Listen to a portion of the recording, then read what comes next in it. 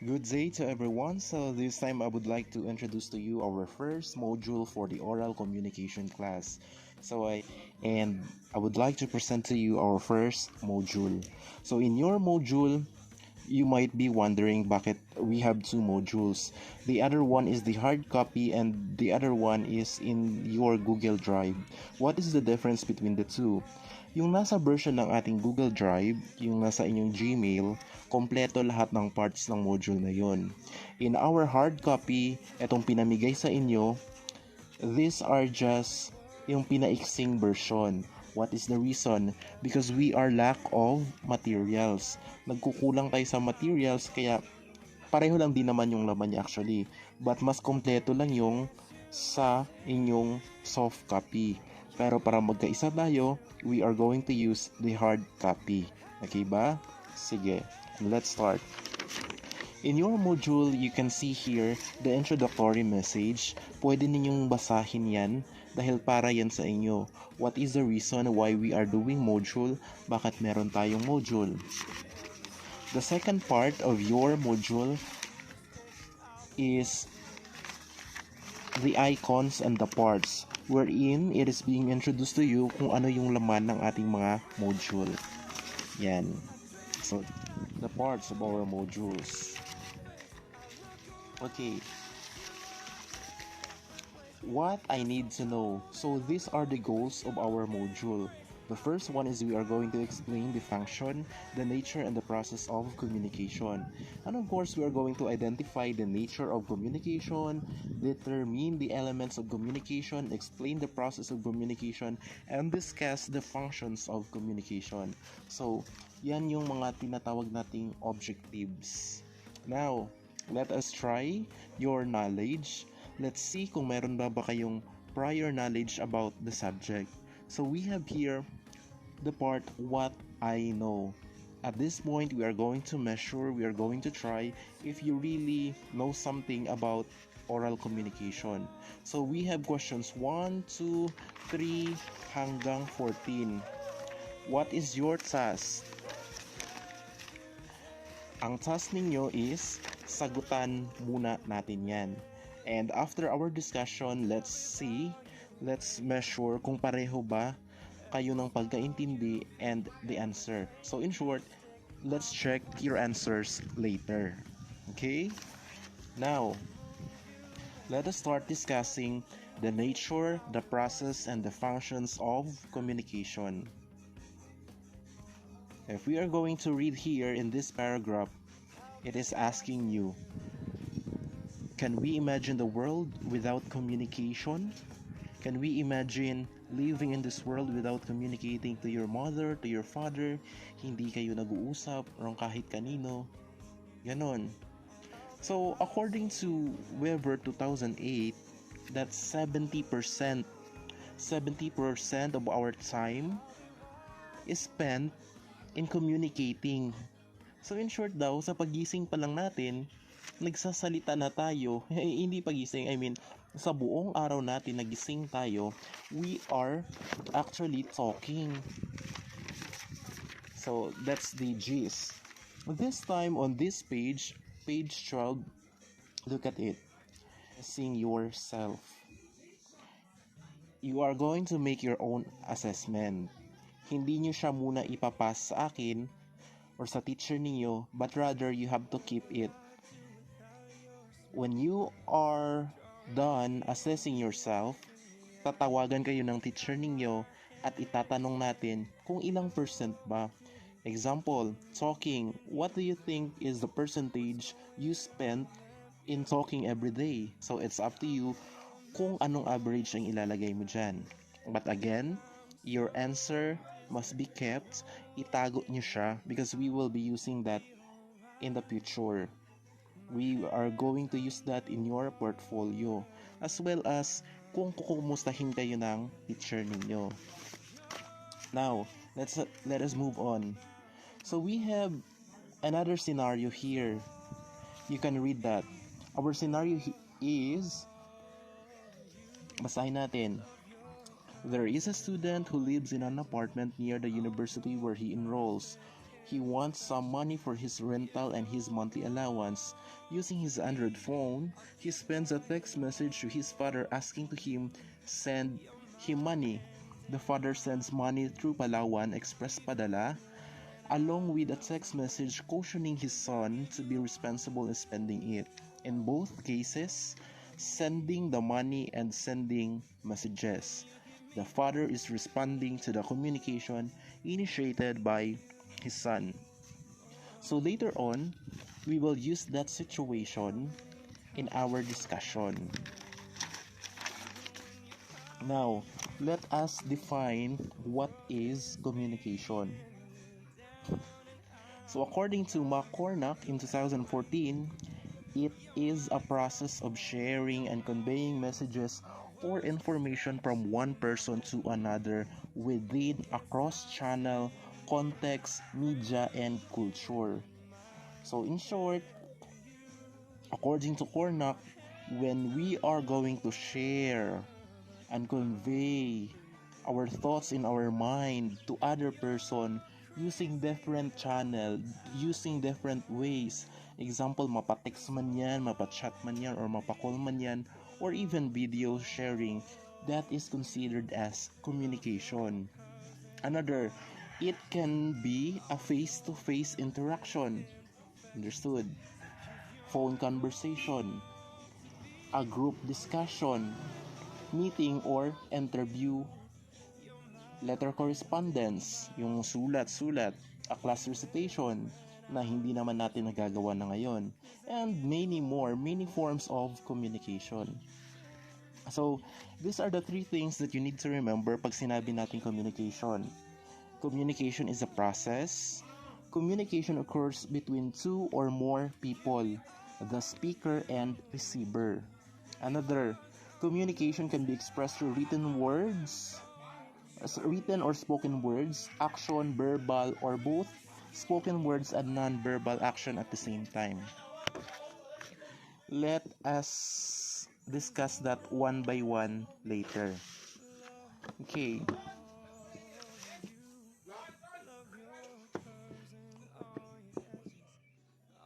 Again, let's go back. When we say nature of communication, number one, it is a process. Isa siyang proseso. Number two, it occurs between two people, sa dalawang tao. And number three, it is expressed in different ways. Maraming paraan para magamit siya. Now, let us try the topics on elements of communication. Why is it very important for us to understand the process? Because you will be able to improve your personal and professional life. Okay? So I hope na mas ma-improve daw the way we see things. So, let's see. What makes a communication a process? So, ganito ang proseso ng communication. We need the sender, we need a receiver. When we have a sender, the role of our sender here is to encoding a message. When we say encoding a message, para lang siyang you are typing in your cell phone. Nagta-type ka sa utak mo. And then what you are typing is what we call message. Now, if you have your message, you are going to choose na what channel, saan mo idadaan yung message mo. So example, gusto mong idaan sa radio, gusto mong idaan sa chat, gusto mong idaan sa text, and that is your channel. And that message now will be decoded by the receiver. What will happen when there is decoding? It is a process of understanding. You are trying to understand and get the meaning of the message sent to you by the sender. Now, if the receiver understands the message, it is now the time for the receiver to give feedback. Ayan. So, magbibigay na siya ngayon ng feedback going to sender. And ganyan lang, paikot-ikot process. Kapag may feedback, sasagot na naman siya sa paanong paraan siya sasagot at kung paano naiintindihan ng receiver. And the barrier is just here. What does it mean by the barrier? These are the noise. Ito yung mga nanggugulo that cause somebody misinterpret or hindi niya naiintindihan ang lesson kasi maraming mga barriers. Let's proceed muna. So at this point, I would like to share to you the process of communication in detail. So the first one is, of course, the speaker generates idea. Mag-iisip siya kung anong sasabihin niya. Example, gusto niyang sabihin sa kaibigan niya na crush niya siya or crush mo ang kaibigan mo. So, ang speaker ngayon mag-generate ng idea. Crush ko siya. The speaker encodes an idea or converts the idea into words or action. So, ngayon, naiisipin niya paano ko sasabihin crush ko siya. So, pwede sabihin niyang, mahalaga siya sa akin. Kaya sasabihin ko sa kanyang, para siyang bundok na naakit ang aking mga mata. So, encode yun. It is being encoded sa mind niya na ganun daw ang sasabihin niya. Now, the speaker transmit or sends out a message. Paano niya ipaparating sa crush niya yung message niya? So, nag-isip siya ngayon, I will use chat. So, i-chat niya. So, that is now the transmission of message. Now, the receiver gets the message. Tumunog na ang cellphone niya. Titit, titit, out, ting. So, pag open niya, may nabasa siya doon. Ang kagandahan mo'y parang bulkan na akit ang aking mga mata. The receiver now decodes or interpret the message based on the context. Mag-iisip ngayon yung receiver. Ano ang ibig sabihin niya? Ano bang gusto niyang sabihin sa akin? So that part is already the decoding process. Yung the moment na we are trying to understand, we are trying to interpret the message of somebody, that is already the decoding process. Now, kapag example natin, mahina yung utak ng ating receiver at sinabi niyang, I don't understand what you are saying. Thank you. So in short, the reaction of the receiver is already the feedback. So kapag ganun yung feedback ngayon ng ating receiver, babalik ngayon doon sa ating sender at gagawa na naman siya ng bago. Mag-generate na naman siya ng bagong idea. So that is the process of communication. Now, we have the elements. The first one is the speaker. Very simple. Alam niyo na, yung source. Next one is the message, the thought, kung ano yung gusto mong sabihin.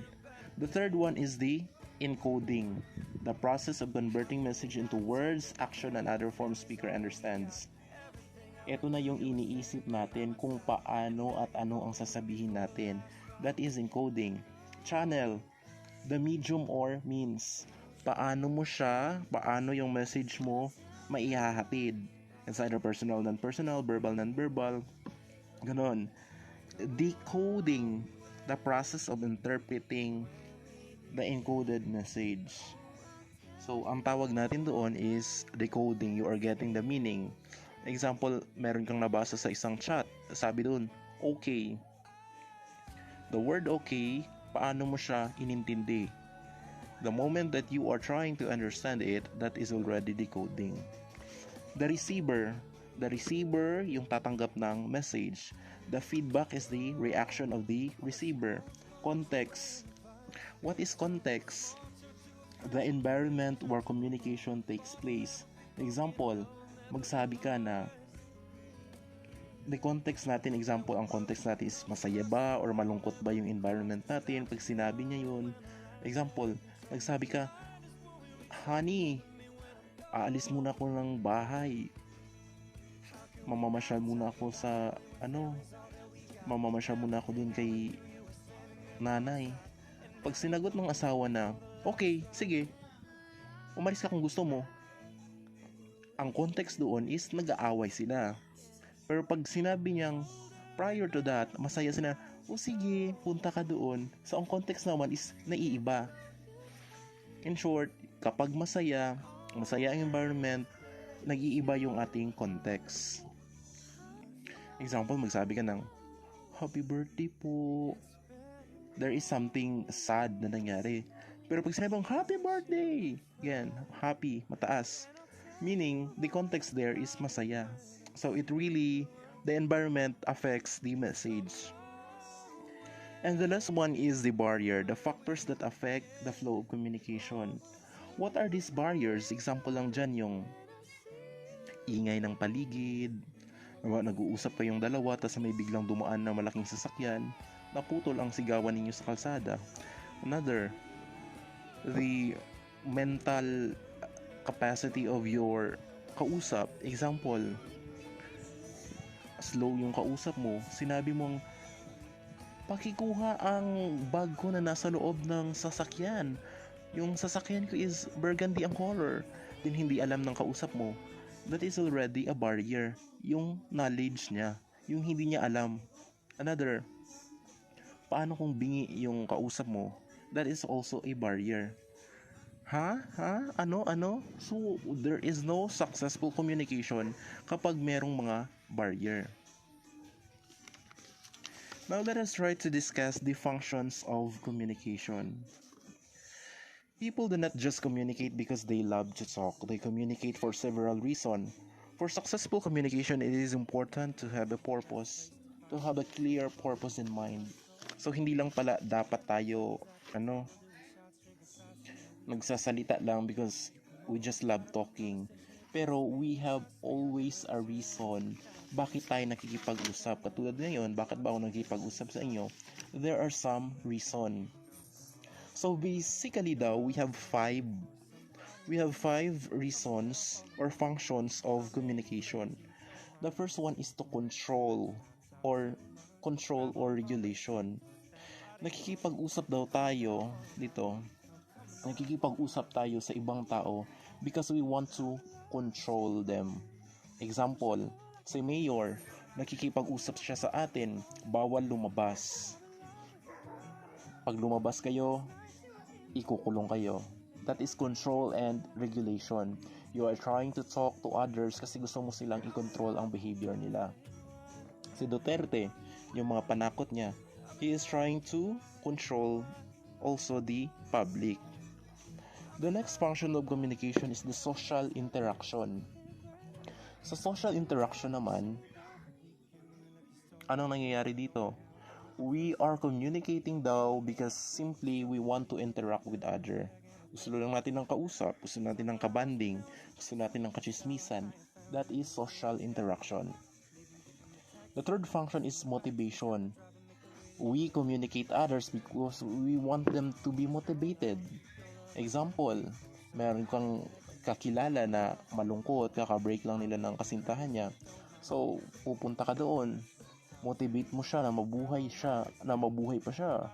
That is your purpose, that is your function. The function of communication there is you are going to motivate them para mabuhay pa. Example, meron tayong mga cases ng COVID or mga victim ng COVID, patient ng COVID. I-motivate mo sila na kailangan nyo pang mabuhay, ganyan. So, the function of communication there is to motivate or the motivation. The fourth one is the emotional expression. We are communicating sometimes because we want to release the anger, the hatred, the happiness, ganon. So, we are just communicating others kapag malungkot at may kailangan. That is why we need to understand na sasabihin natin sometimes na, lumalapit lang yan siya sa akin kapag break sila ng kasintahan niya. We really have to understand kasi nga isa sa mga functions ng communication is to express emotion. So, ganun yung example. That is why kailangan na lang natin intindihin ng iba bakit nagkakaganon sila. Kasi again, that is the function of communication, to express emotions. And the last one is information dissemination.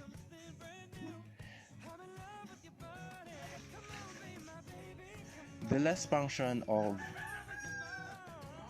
communication is the information dissemination. Simply, you are going to disseminate information. We are just wait. In short, we are communicating others daw because we want to disseminate information. So example dito, if we want our children to use the po and opo, we are going to teach them. So that is example of information dissemination. Pupunta ka sa isang barangay, mag-a-announce ka kung ano ang dapat gawin nila.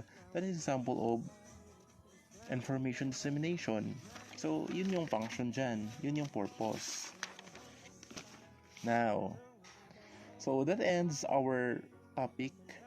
Napag-usapan na natin already yung functions, nature, and elements of communication. Napagod ako doon, hiningal ako. Okay, so we have there the learning activities. The first one is, we proceed already to the activity 4. You are going to answer that. Yan. Means series of action. Yan. Actually, you can answer this. Yan. Keep nyo muna yung mga sagot ninyo. I-keep nyo. Yan. Then, of course, the activity 6. Gawin yan in a piece of paper. Kayo bahala kung saan ninyo isusulat. Activity 4, activity 5, and activity 6. In the first drawing, nakikita natin dyan, we can see a girl is crying and then she has her friends. Yan. Then we have also here a teacher discussing in front of her students.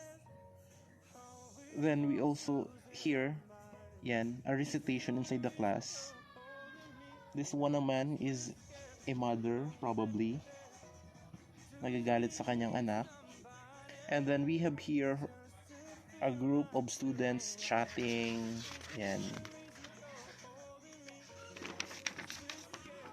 And of course, the assessment. Yan, you're going to answer it again para mas makita natin if you really understand our lesson. Yan. That is 1 to 15. Again, you are going to answer all the activities in a piece of paper. Kayo bahala kung saan ninyo ilalagay yung answer ninyo. And after answering it, i-check natin siya. Okay? Your teacher will be calling you. Tatawagan kayo ng teacher ninyo. I-announce ng teacher ninyo kung saan at kung paano natin yan i-check. Basta ang mahalaga muna ngayon, na-answeran nyo siya ng honestly. You have to answer it honestly. Walang daya kasi at the end of the day, you will benefit it. At the end of the day, kayo pa rin ang may alam ng totoo at saka ng hindi. Then, finally, we have the last output. Ito. Infographic showing nature, process, and functions of communication. Be guided by the rubric. Ito yan. What are the example of infographics? Mag-a-upload tayo sa ating group page kung ng example ng infographics. And ito yung kailangan nating i-upload or i-send natin sa ating mga subject teacher. So, once again, thank you so much for listening. If you have your questions, you may comment. You may comment on the comment box the question para pagdating natin in our class, we can discuss the question. Just state your name and the question. The section rather. Sulat yung pangalan ninyo and then the section, and let's try to answer your questions. Okay ba? So, again, saan isusulat, kailan ipapas, wait for your teacher's instruction. Okay? Thank you.